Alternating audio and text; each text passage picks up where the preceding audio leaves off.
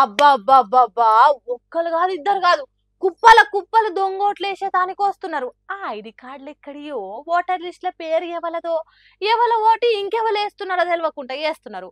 ఎన్నికల సంఘం ఆఫీసర్లకు ఏమైంది? ఎందుకు పట్టి పట్టినట్టుంటాండ్రు? పుట్టవాళ్ళకి చీమలు వచ్చినట్టు వస్తున్నారు దొంగోట్లేసేటోళ్ళు. బీఆర్ఎస్ పార్టోళ్లకు వాళ్ళని దొరకబట్టలేక యాస్ట్ అయింది కావచ్చు.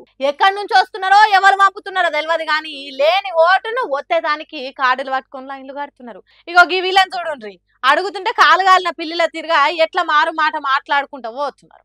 మీరు ఎక్కడి నుంచి వచ్చి చెప్పండి, మీరు ఎక్కడి నుంచి వచ్చారు? బస్కి వెళ్ళి ఎక్కడి నుంచి వచ్చారు? ఎక్కడి నుంచి వచ్చారు మీరు?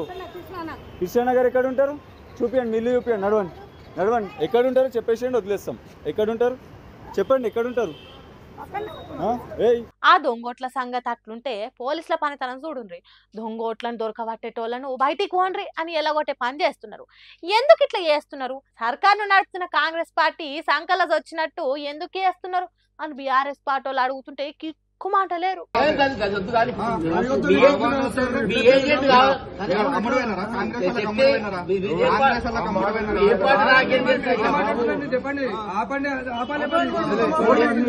పోలీసుల పనితనం అట్లుంటే ఇక్కడ పోలీసులు పట్టుకున్నామే చూడుండ్రి ఎట్లా మూతికి ముసుగు అడ్డం పెట్టుకొని ముఖం దాసుకుంటాందో. దొంగోటేసేదానికి వస్తే పట్టుకున్నారట. మరి ఎవరు పైసలు ఇచ్చి పంపినరో పాపం దొరికిపోయింది. ఆమెకేం తెలుసు పెద్ద పెద్దోళ్ళ రాజకీయాలు. 1000-2000 ఇస్తే ఖర్చులకు అక్కడికి వస్తాయి కదా అని వచ్చినట్టున్నది. పాపం దొరికిపోయింది.